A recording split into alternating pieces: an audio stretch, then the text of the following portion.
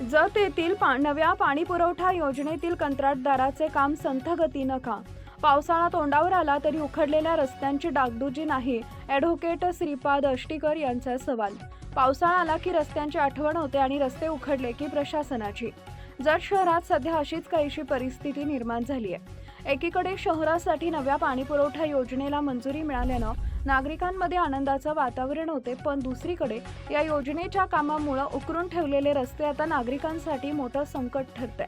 शहरभर पाईपलाईन टाकण्यासाठी मोठ्या प्रमाणात खोदकाम करण्यात आले.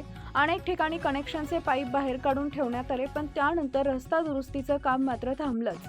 गेल्या 4 महिन्यांपासून नागरिक धूळ, खड्डे आणि उखडलेल्या रस्त्यांशी झुंज देत आहेत. आता पावसाळ्याची चाहूल लागली आहे आणि याच उखडलेल्या रस्त्यांमुळे संपूर्ण शहर चिखलात बुडण्याची भीती निर्माण झाली आहे. शहरातील मुख्य रस्ते असोत किंवा अरुंद गल्लीबोळ, अनेक ठिकाणी दुचाकी नीट जाऊ शकत नाही अशी अवस्था आहे. वाचनालय रस्ता, श्रीराम मंदिर परिसर, दगडी पूल ते जुनी स्टेट बँक मार्ग, तेली गल्ली, शिवाजी पेठ या सगळ्या भागांमध्ये परिस्थिती गंभीर बनली आहे. अजूनही बाजारपेठेतील काही महत्त्वाचे रस्ते आणि विजयपूर गुहागर महामार्ग, अथनी रोड इथं पाईपलाईनचं काम सुरूच झालेलं नाही आणि पावसाळा दारात उभा आहे.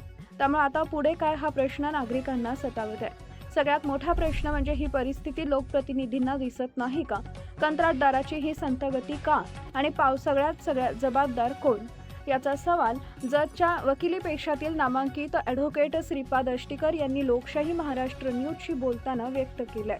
नागरिकांची एकच मागणी आहे की पावसाचा जोर वाढण्याआधी रस्त्याचं डांबरीकरण युद्धपातळीवर पूर्ण व्हावं, अन्यथा या पावसाळ्यात जत शहर चिखलाच्या विळख्यात अडकणार हे निश्चित.